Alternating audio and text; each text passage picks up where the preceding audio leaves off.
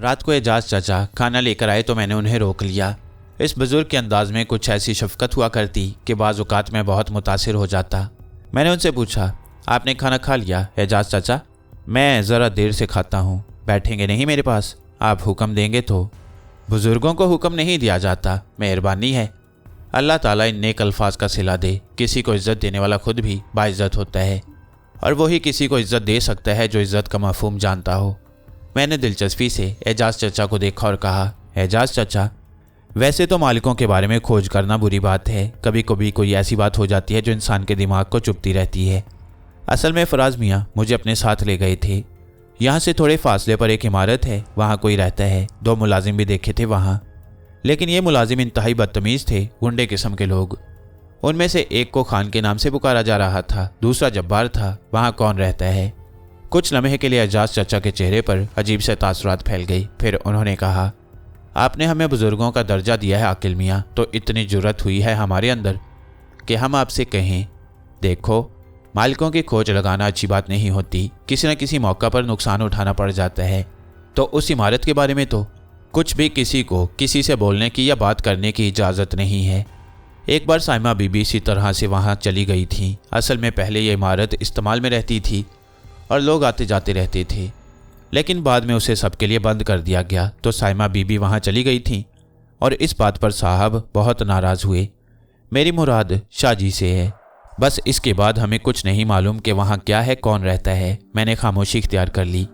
ना जाने क्यों मेरे जहन में उस इमारत के लिए एक अजीब सा तासुर कायम हो गया। गालिबन ये मेरी फितरत का एक पहलू था। अपनी फितरत के बारे में सोचता तो अपने आप पर हंसी आने लगती। कहाँ से आगाज़ हुआ था, कहाँ पहुँच गया।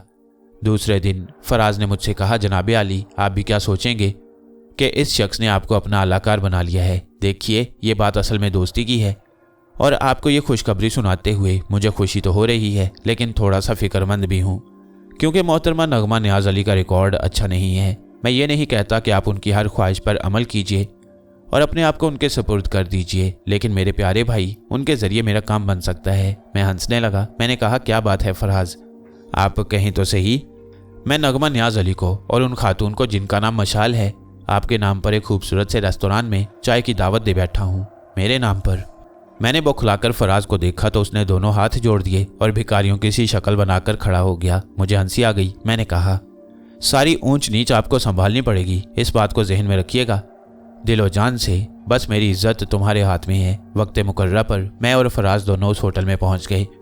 वहाँ मोहतरमा नगमा और मशाल दोनों मौजूद थीं। नगमा साहिबा ने बहुत ही खूबसूरत लिबास पहना हुआ था। मशाल किसी कदर सादा लिबास में थी। नगमा ने मुस्कुराते हुए कहा, और मुझे आपकी हकीकत मालूम हो गई है। एक नावल पढ़ा था मैंने किसी ज़माने में। जानते हो उसकी थीम क्या है? कैसे जानेंगे, अगर आपने बैठने की कोशिश भी ना की तो। मेरी बजाय फराज ने कहा, ओह बैठिए बैठिए। वैसे जनाब आकिल रफ़ीक साहब, आपकी इस दावत का मैं पेश की शुक्रिया अदा किए देती हूँ। दूसरी दावत मेरी तरफ से होगी, ये भी आप ही की तरफ से है। आप इस तरह क्यों सोचती हैं नगमा? मशाल मुस्कुराती हुई निगाहों से हम तीनों को देख रही थी। ज़रा संजीदा सी लड़की मालूम होती थी। हम बैठ गए तो नगमा ने अपना उधार वसूल करते हुए कहा, नावल की बात कर रही थी मैं। नाम था उसका कुली शहजादा। एक रेलवे स्टेशन पर एक कुली लड़का नजर आता है, बहुत खूबसूरत, बहुत हसीन। बदज़ौक़ लोग तो उसके सर पर अपना सामान रख दिया करते थे, लेकिन अगर कोई हुस्न शनास देखता तो दिल महसूस कर रह जाता। कहानी तो खैर बहुत तवील है। मकसद यही था, जब मुझे ये बात मालूम हुई कि आप वहाँ टिकट चेक कर हैं, तो मैंने साफ साफ कह दिया कि उसके पीछे कोई और मसला है। आपकी मर्जी है, आप जो भी मुनासिब समझें वो मुकाम मुझे दे दें। मालिकों में शुमार होता है आपका। क्या बात करती हैं आप? वैसे आप यकीन करें, ये टिकट चेकर की मुनासबत मेरी समझ में नहीं आई। आप ऐसा करें, ज़रा सारी बात समझ लें। मशाल, आप ज़रा मेरे साथ आइए, फराज ने कहा और मशाल अपनी जगह से उठ गई। फराज उसे लेकर बाहर निकल गया। नगमा ने मुस्कुराते हुए कहा, यह फराज कितना ग्रेट इंसान है। मेरा ख्याल है उसने हमें तन्हाइयाँ मुयस्सर की हैं। खैर छोड़िए, अब बताइए आप किस चक्कर में पड़े हैं? नहीं मिस नगमा, चक्कर कोई भी नहीं। नौकरी तो ज़रूरी होती है ना। अगर ऐसी बात है तो मैं आपके लिए ऐसी मुलाजमत तलाश करके दूंगी जिसमें आपकी शख्सियत निखर कर आए। ठीक है, मैंने मुस्कुराते हुए कहा। काफ़ी देर तक नगमा के साथ बकवास रही और इसके बाद ये समझ लीजिए आप कि मशाल और फराज वापस आए। वापसी में फराज मेरा बड़ा शुक्रिया अदा कर रहा था और कह रहा था, यकीन करो दोस्त, अगर तुम्हारी मोहब्बत शामिल हाल रही तो मेरी मोहब्बत भी कामयाब हो जाएगी। मैं तुमसे नगमा नियाज़ अली के बारे में पूछना चाहता हूँ और मैं सिर्फ एक बात कहना चाहता हूँ फराज साहिब, अगर कोई उलझन दरपेश हुई तो आपको संभालना पड़ेगा। मेरी मुलाजमत खतरे में नहीं पड़नी चाहिए। नहीं पड़ेगी। फिर एक बार किसी काम से बाहर निकला तो उस इमारत की तरफ रुख करने चल पड़ा। इमारत के गेट पर खान मौजूद था। मैंने कोई ऐसा कदम नहीं उठाया जो खतरनाक होता, लेकिन मेरे दिल में तजस्सुस कुछ और बढ़ गया और फिर मैं इमारत का जायजा लेकर वहां से चला आया। अपने तजस्सुस को रफा करने के लिए मैंने कुछ फैसले किए जो बड़ी अहमियत के हामिल थे। कुछ देर तक मैं वहां घूमता रहा और फिर वहां से वापस पलट पड़ा। कोठी पहुंचकर मैं अपने तौर पर मंसूबे बनाने लगा। इन मंसूबों की तकमील में तकरीबन 6-7 दिन सर्फ हो गए। यहाँ इस इमारत में मेरी शनासाई हर शख्स से हो चुकी थी। मुख्तलिफ किस्म के लोग थे, लेकिन कोई किसी के लिए नुकसानदेह नहीं। साइमा से भी 2 बार सामना हुआ। नगमा साहिबा भी 2 बार आई थीं, लेकिन मैंने अकल से काम लिया। जैसे ही मुझे उनकी झलक नजर आती मैं खामोशी से बाहर निकल जाता। बाद में भी पता चला था मुझे 1-2 बार मेरी तलबी हुई है। फराज ने भी मुझे बताया था कि नगमा बड़ी परेशान है। असल में फराज, जब आपको मेरी ज़रूरत हो तो आप मुझे बता दीजिएगा, मैं समझ रहा हूँ। लेकिन ये बताओ कि नगमा को कैसे मुतमईन करोगे? वो तो यही कहेगी कि जानबूझकर गायब हो जाती हो। हाँ, बात तो है। फिर 7वें दिन मौका निकाल कर मैं चल पड़ा। उस दिन मौका इसलिए मिल गया था कि फराज, साइमा हयात अली शाह साहिब, मिसेज़ हयात अली और दूसरे चंद लोग किसी प्रोग्राम में गए थे। घर का माहौल सुनसान था। मैं भी निकल आया और उस इलाके में पहुंच गया जहां वह इमारत वाक़ई थी। यहाँ वैसे भी माहौल सुनसान ही रहता। मैं उस इमारत के अकबी हिस्से में पहुंचा और फिर इधर उधर देखता हुआ मैं अकबी दीवार तक पहुंच गया। यहाँ मैंने एक ऐसे दरख्त को ताड़ लिया जो खासा बुलंद था और उसकी शाखें उस इमारत के अहाते की दीवार से अंदर दाखिल हो गई थीं और एक बुलंद शाख इमारत के एक कमरे के ऊपर छत तक गई थी। मैंने उसी शाख को मुंतखिब किया और फिर उस पर से गुजरता हुआ इमारत की छत पर पहुंच गया। यहाँ दूसरी मंजिल के कुछ कमरे भी थे, इसलिए तो पहले तो मैं शाख पर ही रहा और सिर्फ ये तज्जिया करता रहा कि कोई आसपास तो मौजूद नहीं। फिर इसके बाद मैं मौके की जगह देखकर नीचे उतरा। इमारत बिल्कुल सुनसान नजर आ रही थी। मैं दबे पांव चलता हुआ एक एक कमरे की तलाशी लेने लगा। मैं उसे देखना चाहता था जो यहाँ मौजूद था और आखिरकार एक जगह मैंने एक शख्सियत को देख ही लिया। लेकिन वो जो कोई भी था उसे देखकर मेरे चेहरे पर अजीब से तासुरात फैल गई।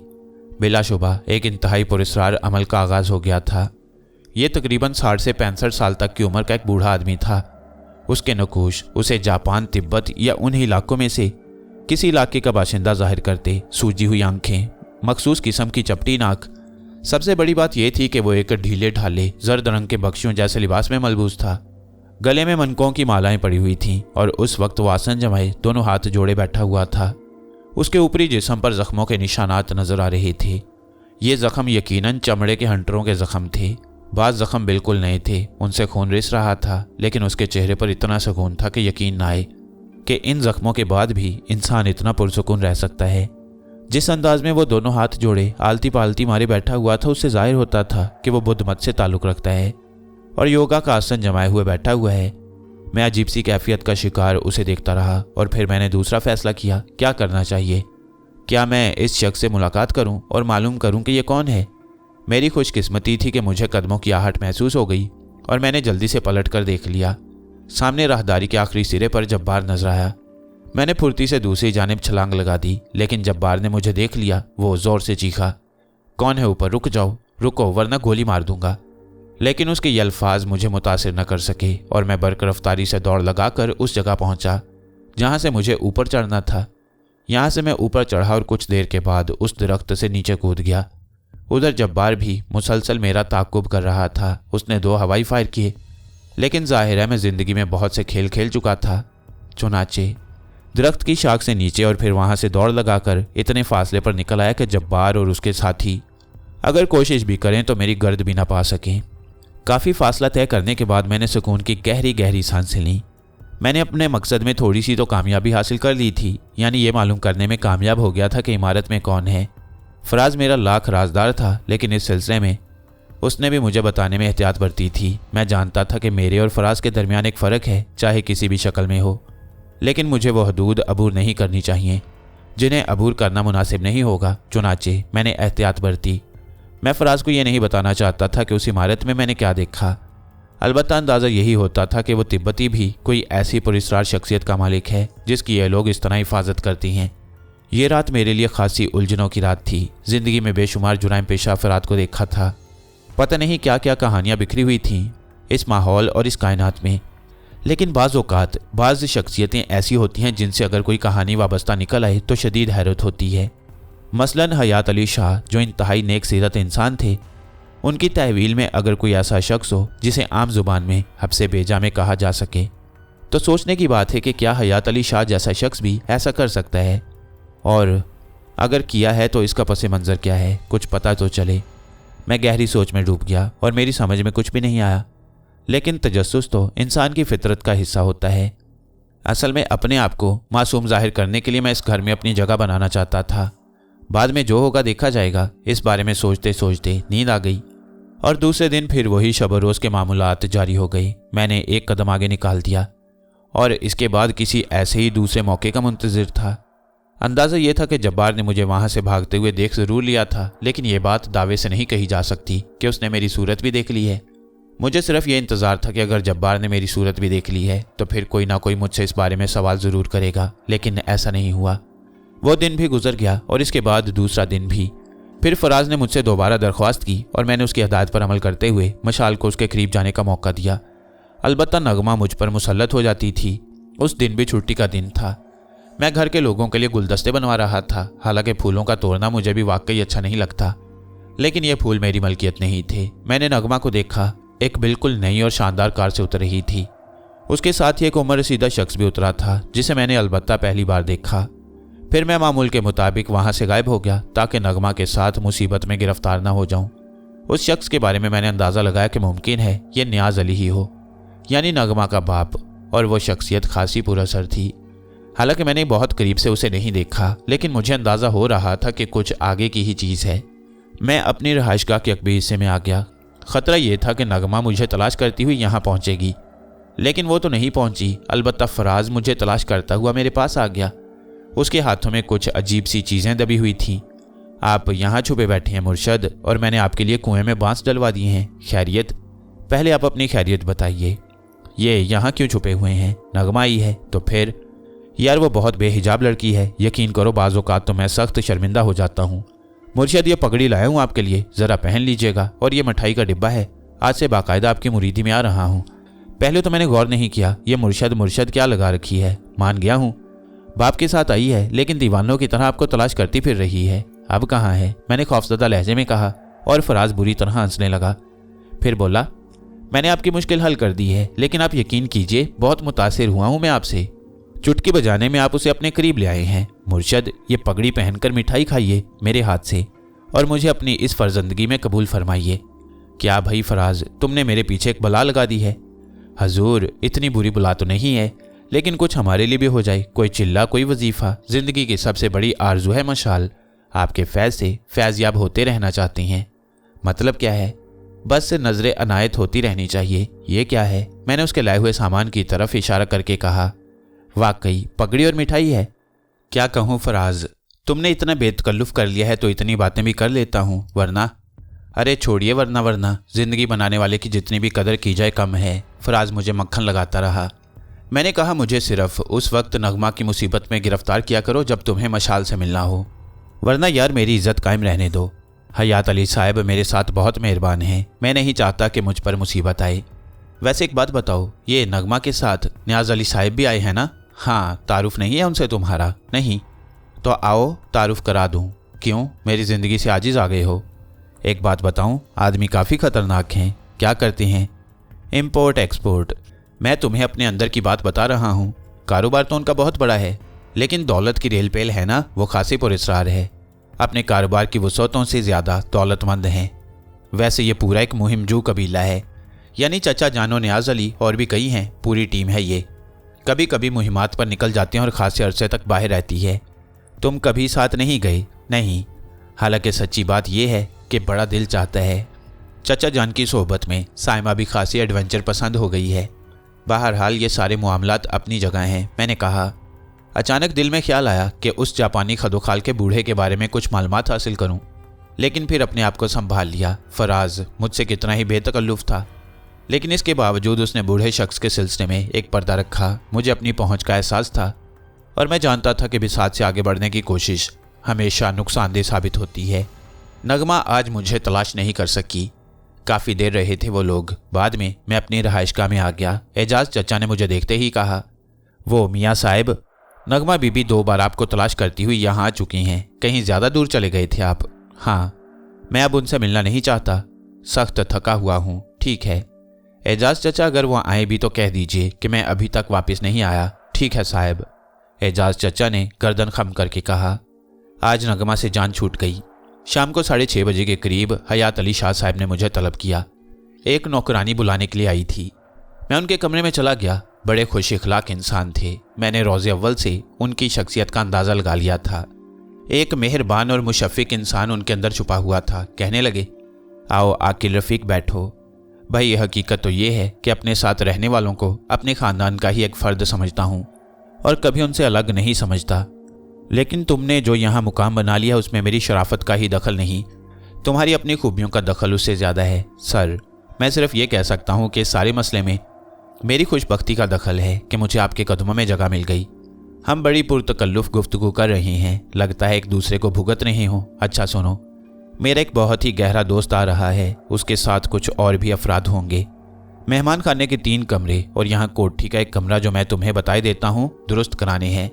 उस कमरे का पूरा फर्नीचर तब्दील कर दो। मैं तुम्हें कुछ पते बता देता हूँ, तुम लोगों से रब्ता करो। हमारे यहाँ का अंदरूनी डेकोरेशन का काम यही लोग करते हैं। प्रिंस ऑर्गेनाइजेशन के नाम से एक शोरूम है, उससे रब्ता कर लो। बस ये काम ज़रा जल्दी हो जाए। मैंने इसीलिए तुम्हें बुलाया था। आओ मैं तुम्हें वो कमरे दिखा दूँ। मेहमान खानों के कमरों का तुम खुद ही इंतखाब कर लेना। मैं हयात अली शाह साहब के साथ उस बड़े से कमरे में आ गया। यहाँ शायद 1 से ज़्यादा अफराद को रहना था क्योंकि कमरे का फर्नीचर बहुत अच्छा था, लेकिन हयात अली साहब उसे अपने गैर मुल्की दोस्त के मिजाज के मुताबिक डेकोरेट करना चाहते थे, तो उन्होंने मुझे तमाम तफसीलात समझाई। अभी मैं उनसे तफसीलात समझने के बाद बाहर नहीं निकला था कि दरवाजे से एक मुलाजिम ने अंदर झांका और बोला, साहब जब्बार साहब आए हैं। जब्बार कहाँ है? बाहर खड़े हुए हैं, भेज दो, यहीं भेज दो। हयात अली साहब सोफे पर बैठते हुए बोले और फिर मुझसे कहने लगे, तुम समझ गए हो, जाओ, मेरा एक मेहमान आया है, उससे बातें कर लूँ। जब्बार का नाम सुनकर ही मैं सनक गया था।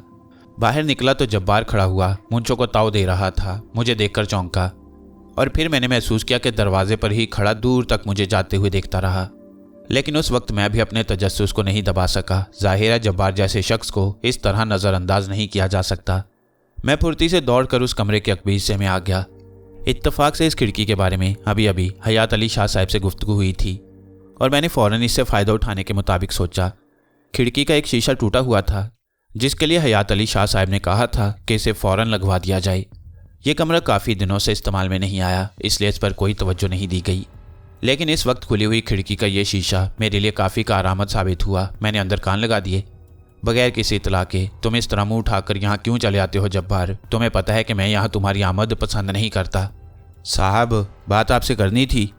2 दफ़ा फ़ोन किया लेकिन आप मौजूद नहीं थे। इस वक्त मजबूर होकर खुद ही चला आया हूँ। कहो क्या बात है? वैसे तो सब ठीक ठाक चल रहा है साहब, वो बीमार था, अब ठीक हो गया है। दवाएं इस्तेमाल कराई हैं मैंने उसे। साहब अभी अभी एक बंदा बाहर गया था, ये कौन है? क्यों, आपको नहीं मालूम? नहीं, क्या बात है? साहब ये बंदा फराज साहब के साथ आया था।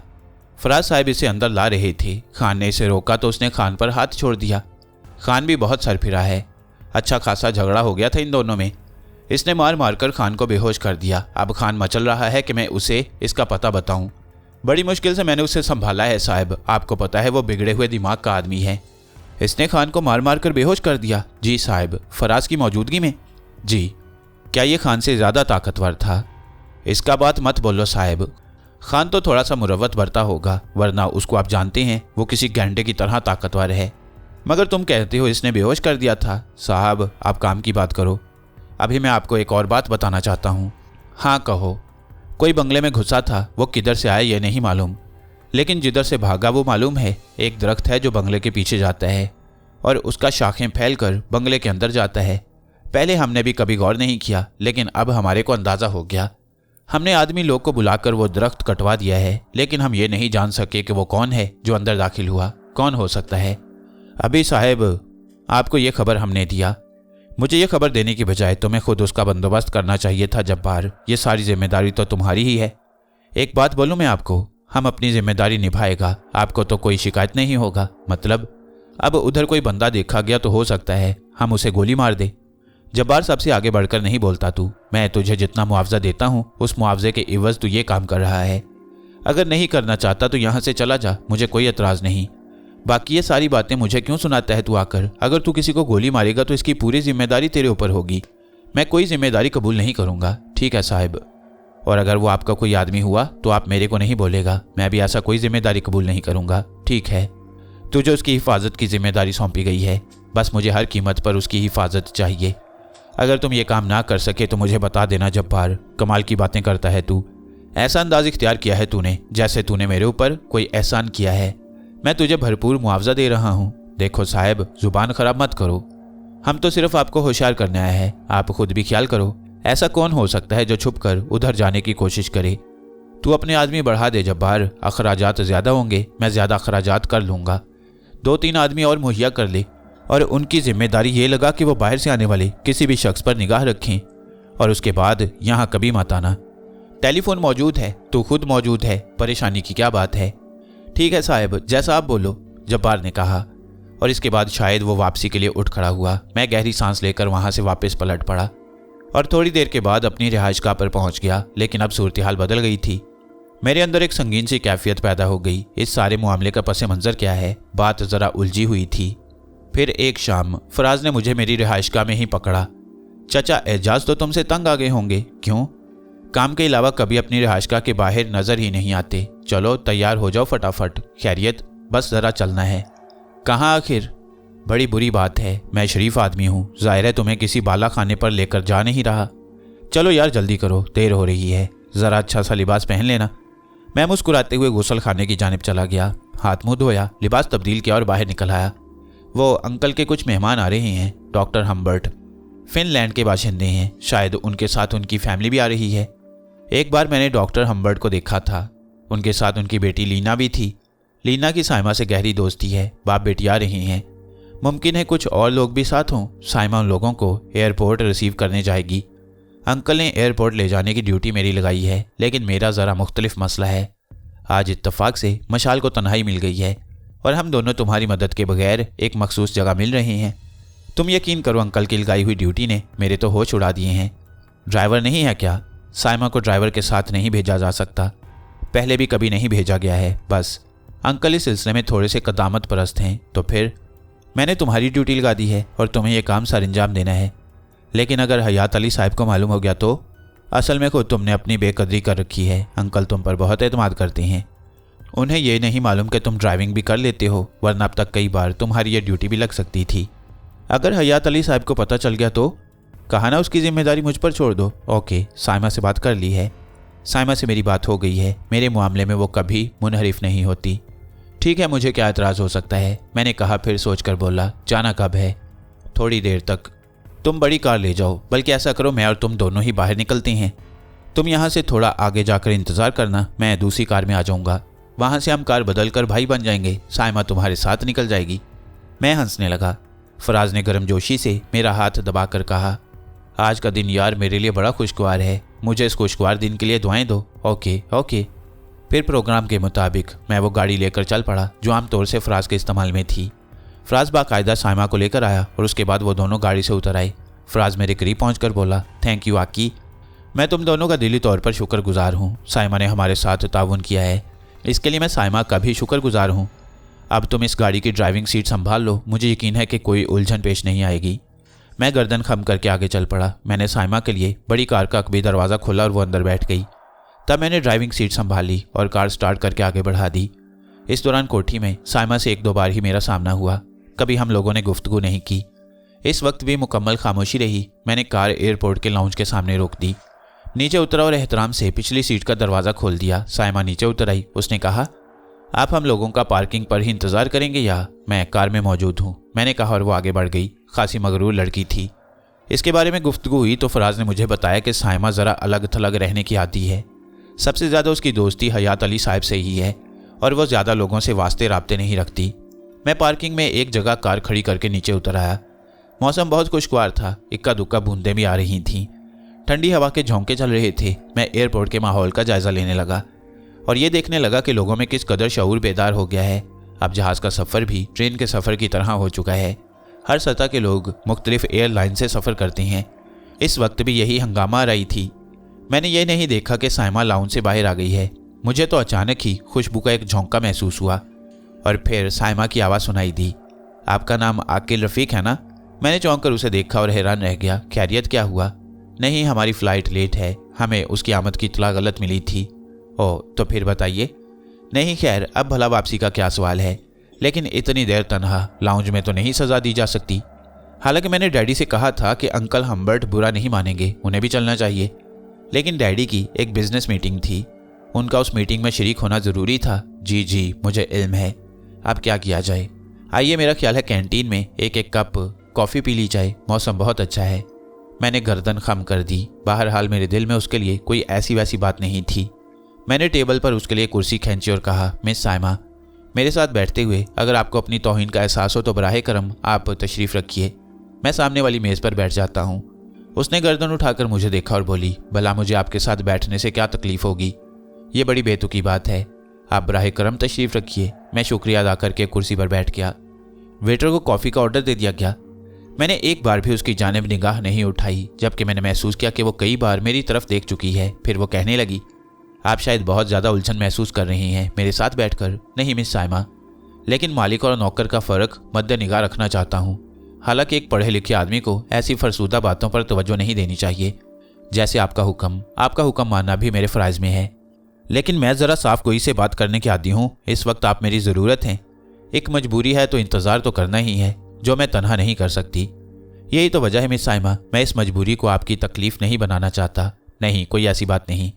मेरा मकसद तो इतना सा था कि अगर थोड़ी देर के लिए आप अपने जहन से ये फरसूदा ख्यालात निकाल दें तो बोरियत नहीं होगी और वक्त कट जाएगा। मुझे क्या करना होगा? बातें। हाजिर हूँ। कुछ पूछूं? जी।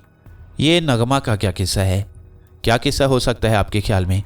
नहीं, वो मेरा मतलब है, फराज मुझे ये पूरा केस बता चुके हैं। असल में फराज का पेट भी बड़ा हल्का है। खैर, हम दोनों भाई बहनों में बड़ी अंडरस्टैंडिंग है। मुझे इस वक्त भी पता है कि फराज साहब कहाँ होंगे। ये भी पता है मुझे कि आपकी मदद से इन दिनों फराज की मशाल से काफ़ी मुलाकातें हो जाती हैं। एक बात और कहूँ आपसे? जी। असल में आपको शायद ये बात मालूम ना हो कि डैडी वगैरह फराज की मशाल से शादी का फ़ैसला कर चुके हैं। ये अलग बात है कि अभी दूर दूर तक इससे शादी का कोई मंसूबा नहीं है। हाँ, ऐसी बात है। बहरहाल फराज आपकी बहुत तारीफ़ करते हैं और मैं भी ये महसूस कर रही हूँ कि आप खासे ज़हीन आदमी हैं। मैंने चौंक कर साइमा की तरफ देखा तो वो बोली, किस खूबसूरती से आप नगमा के तज़किरे को टाल गई। आपको सारी हकीकत मालूम है तो मैं इसमें क्या इजाफ़ा करूं। फराज साहब का हुक्म है कि नगमा के ज़रिए मैं मशाल से उनकी मुलाकातें कराता रहूं। एक चीज़ नहीं सोची आपने? क्या? नगमा की फितरत का तो आपने अंदाज़ा लगा ही लिया है। अगर आपकी जान को आ गई तो जान बचाना मुश्किल हो जाएगा आपको। मैं आप सबका एहतराम करता हूँ। बहरहाल हैसियतों का तयन ज़रूरी होता है। आप लोगों ने मुझे एक मुकाम दे रखा है, वो अलग बात है, वरना नगमा साहिबा भी बेवकूफ़ नहीं होंगी। अगर वक्ती तफरीक के लिए वह मुझसे रुजू कर रही हैं तो मैं भी ये समझता हूँ कि मुझे फराज साहिब के लिए उन्हें बर्दाश्त करना चाहिए। और अगर बात आगे बढ़ी तो आखिरकार मैं अपनी हकीकत उन पर जाहिर कर दूंगा। पता नहीं आपके जहन पर यह मुसीबत क्यों सवार है कि आप यहाँ मुलाजमत करते हैं। जाहिर है हर शख्स कुछ ना कुछ तो करता ही है। इंसानी ज़िंदगी का ये मोड़ ज़रूरी होता है। आप बराह करम अपने जहन से ये तसव्वुरात निकाल दीजिए, मुझे बुरे लगते हैं। वैसे मैं आपका लीना से तारुफ करा दूं। लीना डॉक्टर हैम्बर्ट की बेटी है। अंकल हैम्बर्ट बहुत अच्छे आदमी हैं, डैडी के बहुत अच्छे करीबी दोस्त। लीना तकरीबन हर साल यहाँ आती है, मेरी उससे गहरी दोस्ती है। ये लोग बहुत खूबसूरत हैं। अगर आप कभी फ़िनलैंड जाएं तो उनका तर्ज ज़िंदगी देखें तो हैरान रह जाएंगे, लगता है किसी बादशाह का महल हो। इतना खूबसूरत कि इंसान एक बार वहाँ बैठने के बाद वहाँ से निकलना पसंद ना करे। वैसे एक बात बताऊँ आपको, लीना के साथ हमारी बड़ी तफरीहात रहती हैं। वो खुद भी एक खुश मिजाज लड़की है। हम लोग उसके आने के बाद एक पार्टी अरेंज करेंगे और आपको उसके लिए मेरी मदद करना होगी। जी ज़रूर। और आप ये बताइए कि आपके अपने मज़ीद मशागिल क्या हैं? सिर्फ वो जो हयात अली साहब ने मेरे सपुर्द किए हैं, बाकी ज़िंदगी में और कोई ऐसी बात नहीं जो काबिल ज़िक्र हो। आप अच्छे आदमी हैं। अगर मेरी किसी बात से आपको तकलीफ़ पहुंची हो तो बराह करम उसे नज़रअंदाज कर दीजिए। असल में बस तबीयत में एक झुंझलाहट सी रहती है, पता नहीं क्यों। देखिए, शायद जहाज़ के आने का अनाउंसमेंट हो रहा है। कमाल के लोग हैं ये। मैंने रिसेप्शन से मालूम किया, जहाज़ के आने का टाइम देखा, 40 या 45 मिनट बाकी हैं अभी, लेकिन हमें बैठे हुए अभी 15 मिनट से ज़्यादा नहीं गुजरे होंगे। ज़रा प्लीज़ बिल बनवा दीजिए। आप मेहमानों को वहाँ रिसीव करें, मैं बिल अदा करके आता हूँ, मैंने कहा। वह उठी, फिर गहरी निगाह से मुझे देखा और उसके बाद कैंटीन से बाहर निकल गई। मैंने भी वेटर को बिल के लिए तलब कर लिया। फिर बिल अदा करके मैं बाहर निकल आया। साइमा बहुत से लोगों के दरमियान खड़ी गर्दन उठा कर अंदर झांक रही थी। फिर मैं उसे इसी तरह छोड़कर बाहर पार्किंग पर आ गया। अंदाज़ा था कि मेहमान आने वाले होंगे। साइमा 2 लड़कियों और एक उधेड़ उम्र मर्द के साथ बाहर आई। मर्द ने ट्रॉली पर सामान रखा हुआ था जिसे एक पोर्टर घसीटता हुआ बाहर ला रहा था। इसके अलावा और कोई नज़र नहीं आया। मैंने कार की डिग्गी खोल दी और उसके साथ ही अकबी दरवाज़ा भी, और फिर मैं उनका इंतज़ार करने लगा। साइमा ने कार की जानिब इशारा किया और पोर्टर सामान उधर ही ले आया। 3-4 सफरी बैग थे जो डिग्गी में रखवाए गए। फिर अगले दरवाजे से उधेड़ उम्र और दोनों लड़कियां अंदर दाखिल हुईं। साइमा ड्राइविंग सीट के बराबर वाले दरवाजे पर आ गई। दोनों लड़कियों में एक यूरोपियन नकूश की हामिल और बेपनाह खूबसूरत लड़की थी, लेकिन दूसरी को देखकर ना जाने क्यों मेरे ज़हन को एक झटका सा लगा। ये तकरीबन वैसे ही नकूश की मालिक थी जैसे नकूश के मालिक बूढ़े को मैंने उस पुरस्कार इमारत में देखा, जिसकी निगरानी जब्बार और खान कर रहे थे। बूढ़े के नकूश में और इस लड़की के नकूश में मुमासलत इत्तफाक भी हो सकती थी। अलबत्ता लड़की के अंदर एक अजीब सी कैफियत थी जिसे मैं अल्फाज में बयान नहीं कर सकता। उसका रंग एक अजीब सी हैसियत रखता था और आंखें बेहद हसीन, ऐसी आंखें कि अगर इंसान उनमें एक लम्हा देख ले तो शायद होशो हवास को काबू ना रख पाए। वो तीनों बैठ गए तो मैंने ड्राइविंग सीट संभाल ली और कार स्टार्ट करके आगे बढ़ा दी। मैंने ये नहीं पूछा था कि वो कौन है या बाकी अफराद कहाँ हैं। जाहिर है ये मेरा काम नहीं था। साइमा ने भी उन लोगों से मेरा तारुफ कराना ज़रूरी नहीं समझा। थोड़ी देर के बाद मैं हवेली पहुँच गया। फिर कार वहीं खड़ी कर दी। उस वक्त चूँकि हयात अली साहब मौजूद नहीं थे, इसलिए साइमा ने ही उन लोगों को अंदर पहुंचाया। मुलाजमों ने सामान वगैरह उतार लिया। साइमा ने इसके बाद मुझसे एक लफ्ज़ भी नहीं कहा। हालांकि दरमियान में वो अच्छी खासी नरम हो गई थी। हो सकता है एयरपोर्ट पर तन्हाई की वजह से उसे कंपनी दरकार हो और उसने मेरी जानिब ये तवज्जो दे डाली हो। वैसे भी मेरे दिल में उसके लिए कोई बुरा जज्बा नहीं था, क्योंकि कुछ भी था वो फराज की कज़न थी और फराज की वजह से ख़ास तौर से मुझे उसका एहतराम करना पड़ता। इसके अलावा हयात अली साहब भी थे और फिर वैसे भी जाहिर है मैं उसके बारे में क्या सोच सकता था। लेकिन लीना के साथ आने वाली लड़की मेरे जहन पर अजीब सी कैफियत बन गई। ना जाने क्यों मुझे लग रहा था जैसे उस कैदी बूढ़े और लड़की में कोई दरमियानी रिश्ता हो। वक्त गुजर गया। हयात साहब भी वापस आ गई, लेकिन मेरी मुलाकात उससे दूसरे दिन ही हुई। मैंने मुस्कुराते हुए उसे देखा तो फराज ने कहा, यार कल के ताउन का बेहद शुक्रिया। कैसी रही तुम्हारी शाम? कमाल की। बस ऐसे मौके कभी कभी मिल ही जाते हैं। तुम्हारी मंगेतर है ना वो? फराज, बिल्कुल है। शादी कब हो रही है? यही तो मसला है, उसने कहा। क्यों? बस ये बुज़ुर्ग जो है ना, ऐसे मौके पर अपने सारे इख्तियारात का इस्तेमाल करती हैं और इंसान को अच्छी तरह रुला देती हैं। बाद में हम भी अपनी कसर निकाल ही लेते हैं। फराज के अल्फाज पर मुझे हंसी आ गई। मैंने कहा, मैंने तो सुना था कि ज़्यादा मेहमान आ रहे हैं। हाँ, मिस्टर हैम्बर्ट आ गई हैं। लीना भी उनके साथ है। बाकी अफराद शायद बाद में आएंगे। ये लीना कौन है? मैंने सवाल किया। लीना हैम्बर्ट की बेटी है। नहीं सॉरी, मेरी मुराद उससे दूसरी लड़की से थी, क्योंकि उसके नकूश लीना से नहीं मिलते जुलते। वो यूरोपियन है। यूरोपियन? लेकिन लगती तो नहीं है। उसके नकूश कुछ जापानी कुछ तिब्बती से हैं। हाँ बिल्कुल, वो मिशिको है। हालांकि उसकी माँ एक यूरोपियन थी और बाप जापानी, लेकिन मिशिको ने अपनी ज़िंदगी का एक बड़ा हिस्सा चीन में गुजारा है। बल्कि यूँ समझ लो कि उसने परवरिश ही वहीं पाई है। नाम भी इसीलिए उसका मिशिको है। कमाल है, गोया दुनिया के 3 मुख्तलिफ हिस्सों से उसका ताल्लुक है। हाँ तकरीबन। इससे ज़्यादा किसी खोज में रहना मुनासिब नहीं था। मैं खुद इस बात को महसूस करता था कि किसी के ज़ाती मामलात में इस हद तक टांग नहीं अड़ाना चाहिए, ख़ास तौर पर ऐसी शक्ल में जबकि जब्बार हयात अली शाह साहब तक पहुँच गया है और उनसे मेरी शिकायत भी कर चुका है।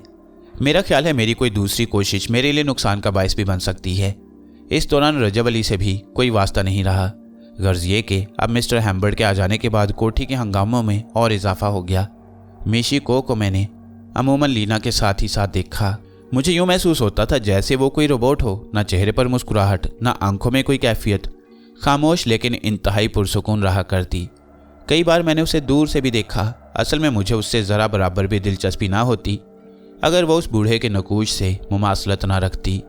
कई दिन गुजर गए तो उस दिन मैं मामूल के मुताबिक फूलों के गुलदस्ते तैयार कर रहा था कि अकब से कोई मेरे पास पहुंचा और उसने कहा, चलो। आवाज़ बड़ी मुतरन्नम थी। मैंने पलट कर देखा तो लीना थी। मुकामी लिबास में खड़ी मेरे सामने मुस्कुरा रही थी। हंसकर वह मुड़ी। कैसी लग रही हूँ मैं? बड़ा अजीब सवाल था। मेरा कोई बाकायदा तारुफ भी नहीं था। मैं भला क्या जवाब देता, गड़बड़ा कर रह गया। वो हंस पड़ी। फिर उसने कहा, कसूर मेरा नहीं है, यहाँ तुम्हारे हम वतन अदब आदाब से नावाकिफ़ हैं। मैंने खुद ही साइमा से पूछा था कि क्या तुम ड्राइवर हो, तो वो खूब हंसी। कहने लगी कि नहीं, तुम घर के एक फ़र्द हो। मैंने कहा कि मेरा तारुफ तुमसे नहीं कराया गया, तो उसने कहा कि इत्तफाक है, वैसे मुझे आपका नाम मालूम हो चुका है, मिस्टर एक्कल। वो बोली और मुझे बेख्तियार हंसी आ गई। मैंने कहा, आपने मेरा नाम बिल्कुल बदल दिया है miss Leena. Oh my God, तुम मेरा नाम जानती हो, मगर मुझसे तुम्हारे नाम का प्रोनाउंसिएशन नहीं होता। ठीक है, अगर आप मुझे एक्कल कहती हैं तो एक्कल कह लीजिए, बराए करम जैक्कल ना कहें। वो खूब हंसी थी। कहने लगी, मुझे हैरत हुई थी जब मैंने तुम्हें देखा था। क्यों, इसमें हैरत की क्या बात है? देखो, मैं अपने दिल की बात फ़ौरन कह देती हूँ। हकीकत यह है कि तुम्हें देखकर मुझे एहसास हुआ था कि तुम बहुत खूबसूरत हो, वेरी हैंडसम। मैंने साइमा से भी यही कहा। मैंने एक ठंडी सांस ली और खामोश हो गया। मगरिब से मैं नावाकिफ़ नहीं था, और ये मगरबी तितलियाँ बेबाक और अपनी गुफ्तगू में हर तरह से आज़ाद होती हैं।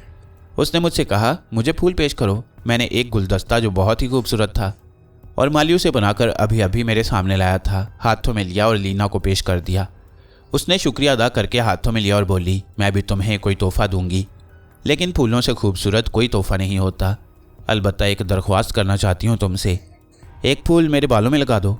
मैंने चौंक कर उसे देखा। उसकी नीली आंखों में शौकी थी। मैंने उससे कहा, अब आपकी पसंद के फूल का इंतखाब कैसे करूं? यहाँ फूल तुम्हारी पसंद का होना चाहिए, अगर तुम मुझे पसंद करते हो।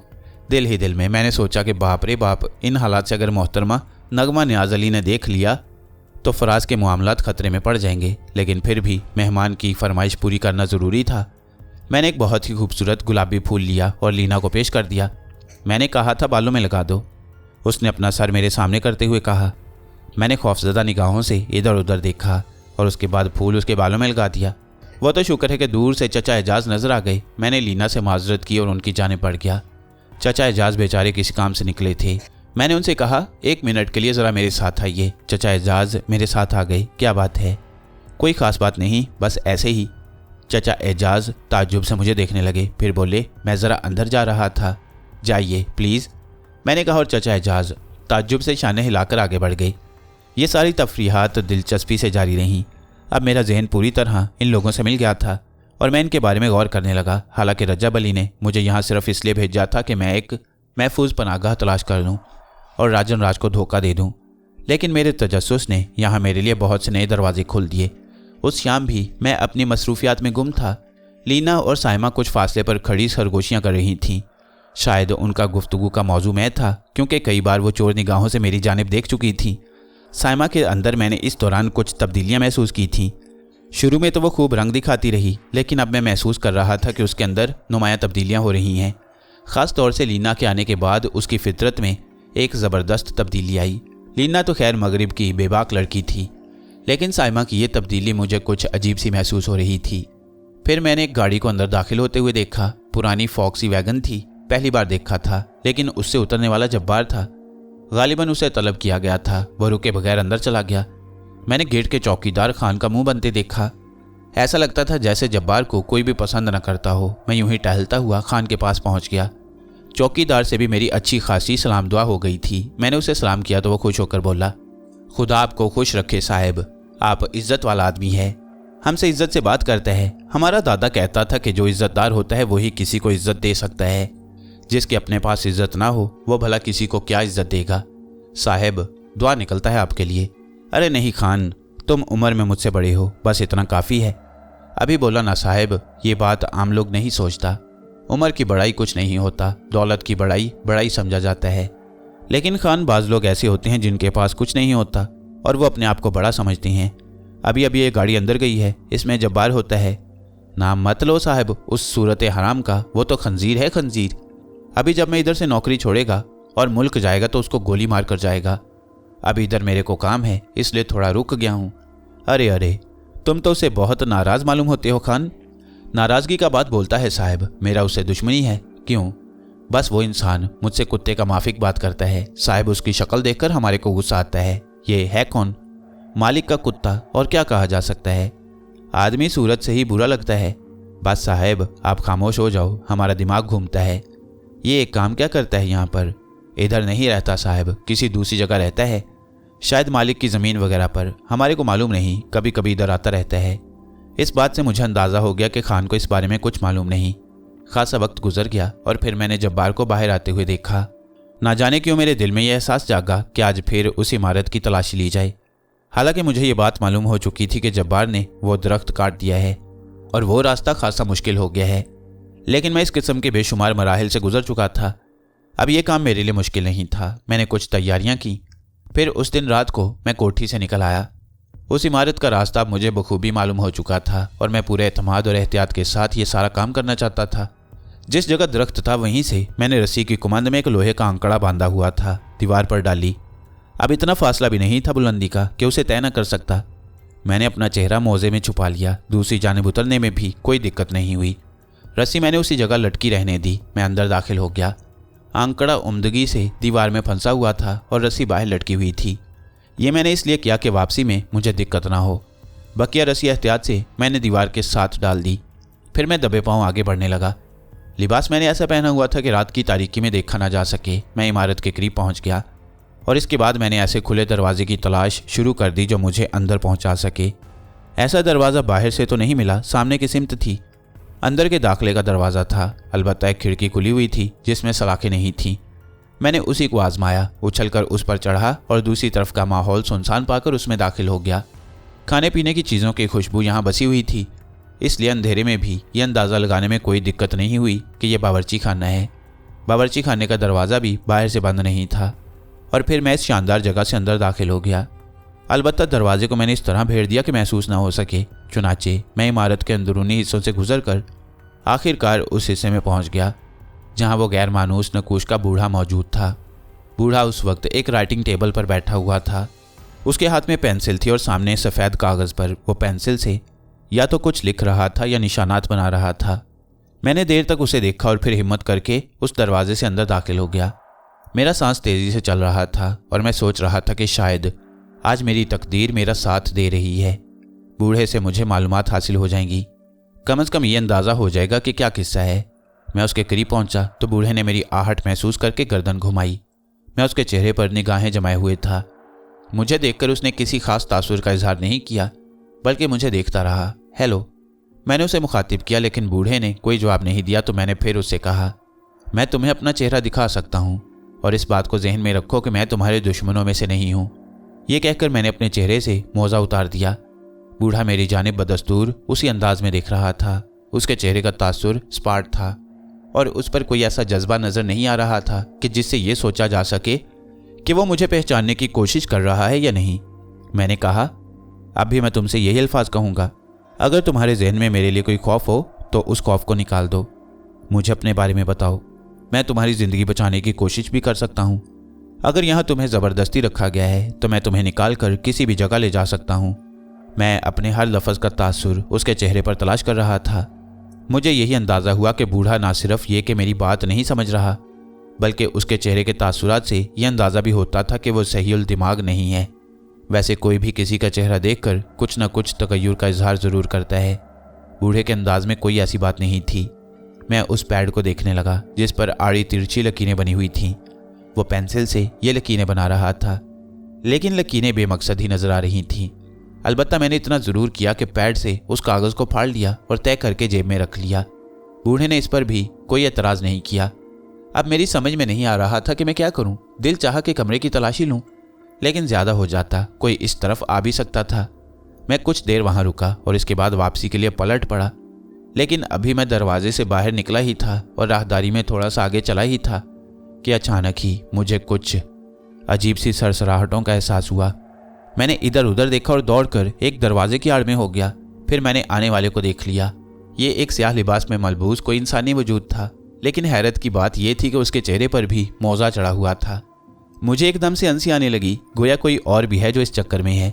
बड़ी दिलचस्प सूरत हाल थी और मेरी समझ में कुछ नहीं आ रहा था, लेकिन तजस्सुस इस कदर शदीद हो गया कि अगर वहाँ बमबारी भी हो जाती तो मालूमात हासिल किए बगैर मैं यहाँ से निकलने की कोशिश न करता। चुनाचे मैंने उस साए को देखा। वो कमरों में भागता फिर रहा था, अंदाज भटका भटका और अजनबी अजनबी सा था। मैं चंद लम्हे सोचता रहा और इसके बाद मैंने बाहर झांका। आने वाला अजनबी वजूद दरवाजे के करीब ही था, उस दरवाजे के करीब जिसके अंदर बूढ़ा मौजूद था। फिर मैंने उसे बेख्तियार अंदाज में अंदर दाखिल होते हुए देखा और शाने हिलाकर इधर उधर देखने लगा। आज की ये कोशिश तो बड़ी कारआमद साबित हुई थी। ना जाने क्या सिलसिला है, लेकिन देखना तो चाहिए। चुनाचे मैं आहिस्ता आहिस्ता बाहर निकल आया और इसके बाद बिल्ली की तरह दबे कदमों चलता हुआ मैं वहां तक पहुंचा और मैंने खुले हुए दरवाजे से अंदर झांक कर देखा। लेकिन आज हैरतों की रात थी। मेरी आंखें शिद्दत हैरत से खुली रह गईं। एक ऐसा नाकाबिले बयान मंजर था जिस पर मेरी खोपड़ी नाच कर रह गई। मैंने देखा कि ये मिशिको है, वो लड़की जो लीना के साथ और मिस्टर हैम्बर्ट के साथ यहाँ आई थी। वो जिस्म पर चुस्त लिबास पहने हुए थी और उसने भी मौजा मुंह पर डाला हुआ था। बूढ़ा अब उसे भी स्पार्ट निगाहों से देख रहा था और वो मध्यम मध्यम आवाज़ में बूढ़े से कुछ कह रही थी, लेकिन बूढ़े के चेहरे का स्पार्टपन वही था। वो नाकाबिल यकीन अंदाज में उसे देख रहा था। मिशिको की आवाज़ यहाँ तक नहीं आ रही थी, लेकिन उसका अंदाज ये बताता था कि जैसे वो बूढ़े से बड़े जज्बाती अंदाज में बात कर रही हो। अचानक ही कुछ शोर सा सुनाई दिया और मैं लंबी लंबी छलांगे लगाता हुआ उस बावर्ची खाने की जानिब भागा जिधर से मैं आया था। मुझे अंदाज़ा था कि लड़की भी कुछ न कुछ करने की कोशिश करेगी, क्योंकि वो खुद भी इसी तरह आई थी। मैं दरवाजे के करीब पहुंच गया और फिर यह देखकर कुछ देर के लिए मेरी कैफियत ख़राब हो गई कि वो रस्सी जो मैं यहाँ लटका कर गया था गायब थी। मेरे चेहरे पर परेशानी के आसार पैदा हो गए, लेकिन उसी वक्त गेट की तरफ से फायरिंग की आवाज़ सुनाई दी। यह के बाद दीगरे कई गोलियां चली थीं। मेरे होंठों पर मुस्कुराहट फैल गई। बात बन गई थी। यकीनी तौर पर लड़की उधर से ही फरार होने की कोशिश कर रही थी और सबकी तवज्जो उसकी जानिब मबजूल हो गई होगी। चुनाचे इंतहाई कोशिश करके मैं दीवार पर चढ़ा और उसके दूसरी जानिब कूद गया।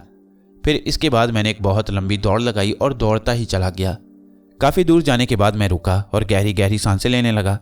फेफड़ों में सांस बहाल करने के बाद मैं आगे बढ़ा और थोड़ी देर के बाद एक टैक्सी ने मुझे घर पहुंचा दिया। वहाँ मेरे आने जाने पर कोई पाबंदी नहीं थी। मैं आहिस्ता आहिस्ता चलता हुआ अपनी आरामगाह पर पहुंच गया। सनसनी की यह रात मेरे लिए बहुत से सोचने के मरहले लाई थी। मैंने दिल ही दिल में सोचा, मिशिको कौन है ये, क्या चक्कर है, कहीं यहाँ कोई ख़तरनाक काम तो नहीं हो रहा। हयात अली साहब एक अच्छे इंसान थे, फराज तो बहुत ही उम्दा शख्सियत का मालिक। कहीं इन दोनों के खिलाफ ही कुछ हो रहा हो, लेकिन ऐसा मुमकिन नहीं है, क्योंकि इमारत हयात अली शाह की थी, जब्बार और खान उनके मुलाजिम।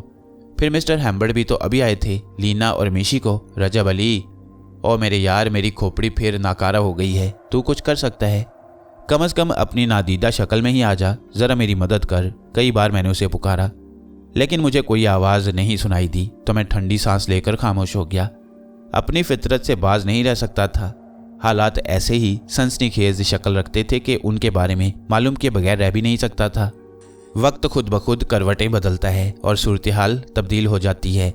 साइमा को ना जाने क्या हो गया था। शायद माहौल ने उस पर असर किया, या फिर वो आजकल बहुत खुश थी। उस वक्त भी मुझे उसके आने की खबर नहीं हुई।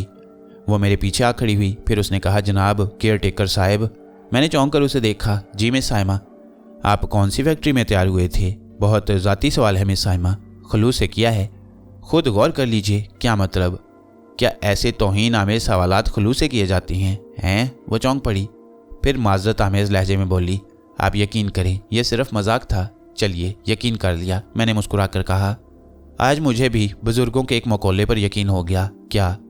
यही कि शफाफ चेहरे वाले शफाफ दिल के मालिक भी होते हैं। खैर, एक बात कहना चाहती हूँ आपसे। जी, बल्कि होशियार करना चाहती हूँ। फरमाइए। लीना कैसी लड़की है? मुझे क्या मालूम।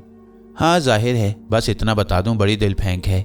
आपको देखकर पागल हुई जा रही है, ज़रा होशियार रहें।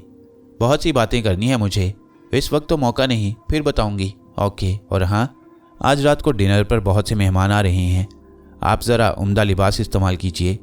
वो तेज़ी से आगे बढ़ गई और मैंने गहरी सांस ले ली। ये भी शुरू होना ज़रूरी था।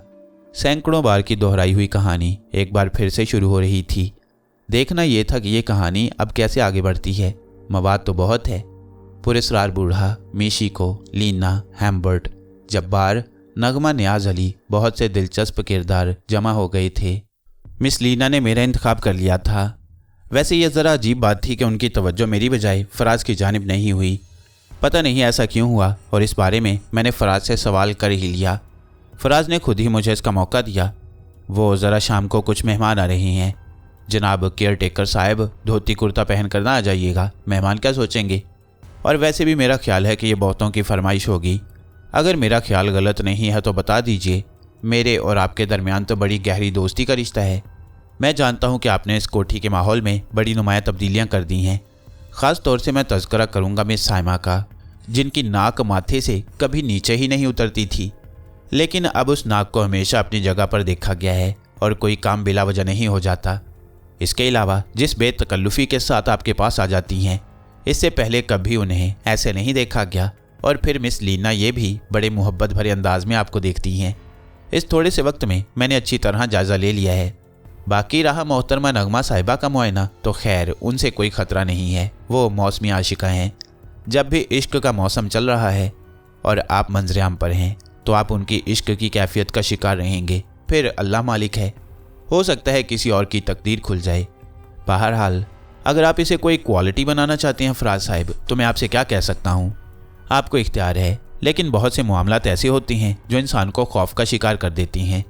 मेरी भला क्या ज़रूरत कि मैं यहाँ ऐसा कोई खेल खेलने की कोशिश करूँ, लेकिन ये खिलाड़ी ख़वातीन कहीं मुझे हयात अली साहब की निगाहों से ना गिरा दें। अरे नहीं नहीं, मैं हूँ ना, आप भूल जाइए इन बातों को। ये नज़र से गिराना और ना गिराना सब बेकार बातें हैं। ताली कभी एक हाथ से नहीं बजती। वैसे आपके 2 हाथ हैं और तालियां 3 हैं, क्या करेंगे?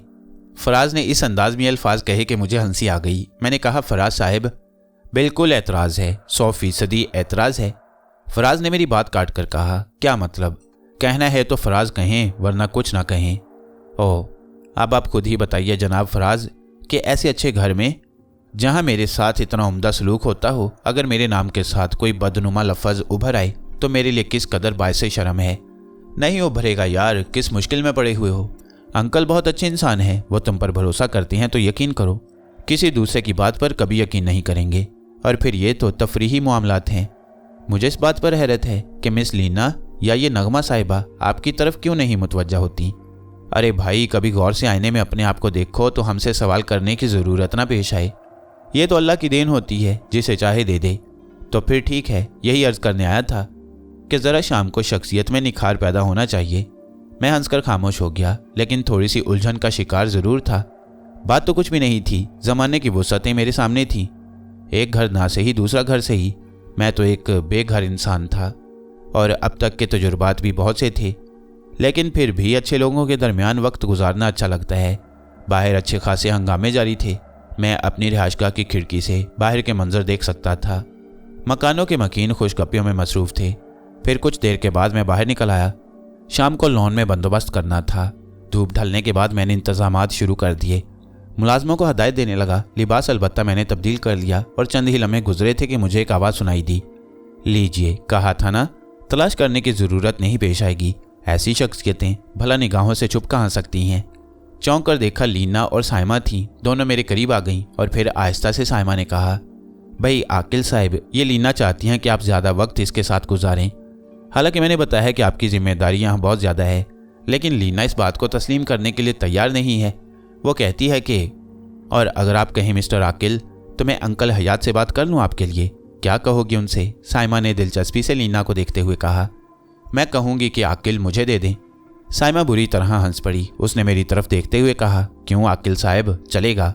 साइमा के चलेगा कहने के अंदाज पर मुझे हंसी आ गई, लेकिन अचानक ही एक और दिलचस्पी पैदा हुई। वो ये कि मोहतरमा नगमा न्याज़ अली अपनी शानदार गाड़ी से नीचे उतरी थीं। गाड़ी गालमन उन्हें छोड़ने आई थी। न्याज़ अली साहब उस वक्त उनके साथ नहीं थे। चुनाचे गाड़ी तो आगे बढ़ गई और नगमा साहिबा की चील जैसी निगाहों ने हम लोगों को देख लिया और फिर वो तकरीबन दौड़ती हुई उधर आई थी। साइमा ने शौक लहजे में कहा, मुझे देर तो नहीं हो गई? जी, मैंने ताज्जुब से उन्हें देखा। मेरा मतलब है, ओहो, तुमने लिबास नहीं तब्दील किया? जाओ पहले कपड़े बदलो, मेहमान आना शुरू हो गए हैं। हद हो गई थी।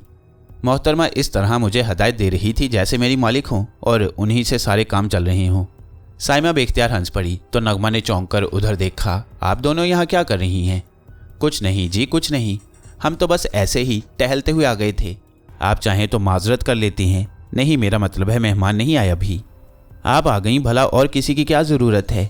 आओ, नगमा ने कहा। फिर मेरी तरफ रुख करके बोली, और आप फ़ौरन लिबास तब्दील करके आइए। मुझे एक लम्हे के लिए गुस्सा आया, लेकिन बात फराज की आ जाती थी। फराज ने बड़े दर्द भरे अंदाज में मुझसे दरख्वास्त की थी कि मैं नगमा को संभाले रहूं।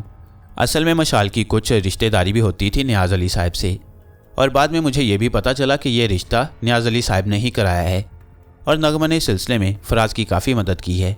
बहरहाल मैं वहाँ से आगे बढ़ गया और इसके बाद मुझे लिबास तब्दील करना पड़ा। मेहमान आना शुरू हो गए थे। ये लोग जिस पाए के लोग थे उनके मेहमान भी ऐसे ही होने चाहिए थे। तकरीब शुरू हो गई। बहुत उम्दगी से सारे इंतजामात किए गए। शुरू में मेहमानों की तवाज़ो ठंडे मशरूबात से की गई। उसके बाद खाने का प्रोग्राम था। मैं तमाम कामों का जायज़ा ले रहा था। अभी तक मिशिको के बारे में मुकम्मल तफसीलात नहीं मालूम हो सकी थी। बस इतना पता चला कि वो ख़ास तौर से लीना की खादमा है। उसे लीना के काम भी करते हुए देखा गया, ख़ास तौर से उस वक्त से जब मैंने उसे उस कोठी में बूढ़े के सामने देखा था। पहले ही मरहले पर यह बात तो तय पा गई थी, यानी कम अज़ कम मैंने तो अपने दिल में तय कर ली थी कि मिशिको के नकूश उससे मिलते जुलती हैं। लेकिन किस्सा क्या है ये समझ में नहीं आया। और ये बात भी हैरान कुन थी कि फिनलैंड से यहाँ आने के बाद मिशिको को बूढ़े के बारे में कैसे मालूम हो गया। यह भी नहीं सोचा जा सकता था कि यहाँ इस कोठी से उसे वहाँ के बारे में बताया गया है, क्योंकि अगर ऐसा होता तो जब्बार उस पर हमला न करता। गर्ज ये कि बहुत से ख्यालात मेरे दिल में थे। बात वही थी कि रफ्ता रफ्ता ही अमल करना चाहता था। उस वक्त तमाम तर तवज्जो उन लोगों की जानिब थी। बुजुर्ग आपस में बातें कर रहे थे। ख़ास तौर से उस वक्त हैम्बर्ट, नियाज़ अली और हयात अली साहब बातें कर रहे थे। मैं मेहमानों की खातिर में मसरूफ़ था। उस वक्त एक कुंज के करीब से गुजरा तो कब से किसी ने मेरी आस्तीन पकड़ ली। मैंने पलट कर देखा। नगमा थी, बेबाक फितरत थी, लेकिन कभी कभी सख्त तकलीफ दे भी हो जाती। मेरा ख्याल था कि इतने सारे लोगों के सामने उसे यह अमल नहीं करना चाहिए था, लेकिन उसने ऐसा किया। उसे क्या सर्जिश करता। इस तरफ आ जाओ, वो बोली। आप देख रही हैं मैं मसरूफ़ हूँ। मसरूफियत तो ख़त्म हो गई है। मैं बुला रही हूँ तो इस तरफ आ जाओ। मैंने एक गहरी सांस ली। थोड़ा सा घूमकर उस जगह से कुंज के पीछे पहुँच गया। बहुत प्यारे लग रहे हो, लेकिन ना जाने क्यों तुमने अपने चेहरे पर एक अजीब सी कैफियत पैदा कर रखी है, ऐसे जैसे तुम किसी से कमतर हो। मुझे बताओ, कोई परेशानी है तुम्हें? इस जगह से खुश नहीं हो? तुम्हारे साथ अच्छा सलूक नहीं होता? क्या बात है? मोहतरमा के सवाल पर मुझे बेख्तियार हंसी आ गई। मैंने कहा, मिस नगमा, मैं बहुत खुश हूँ। आप यकीन कीजिए, इतने अच्छे लोगों के दरमियान हूँ मैं कि बता नहीं सकता। फिर ये अंदाज़ क्यों है? आप जानती हैं मैं यहाँ मुलाजमत करता हूँ। हाँ जानती हूँ, और बिला वजह की ज़िद से नाराज़ भी हूँ। मतलब मैं तुम्हें हर तरह खुश देखना चाहती हूँ। यहाँ से जो कुछ तुम्हें मिलता है उससे 4 गुना ज़्यादा मैं तुम्हें दिलवा सकती हूँ, अगर ज़रा भी लचक हो तुम्हारे अंदर। तुम मुझे बताओ, डैडी से बात करूँ? वैसे एक बात और बताओ। जी फरमाइए। ये साहिमा आजकल बहुत ज़्यादा बेतकल्लुफ़ हो रही है तुमसे। हालांकि प्लीज़ नगमा साहिबा, वो मेरे मालिक की बेटी हैं, साफ दिल और खुश मिजाज। आप बराह करम उनके बारे में ऐसा कोई लफ्ज़ नहीं कहें।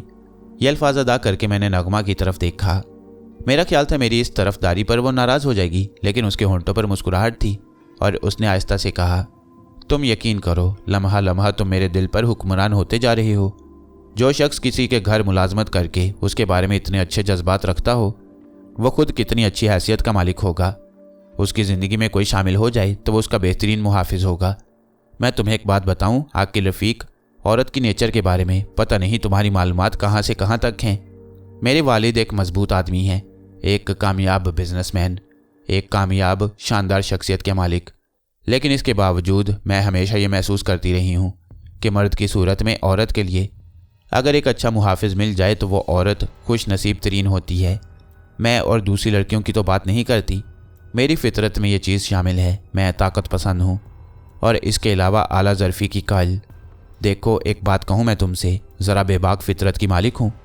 अपने आप को मेरे लिए महफूज रखना, रास्ते हमवार करने में ज़रा दिक्कत पेश आएगी, क्योंकि दुनिया स्टेटस के गीत गाती है। स्टेटस हमारे मुआशरे में बहुत बड़ी वबा बन चुका है और मैं खुद भी इस वबा का शिकार हूँ। लेकिन तुम दिन ब दिन मेरे दिल की गहराइयों में उतरते जा रहे हो।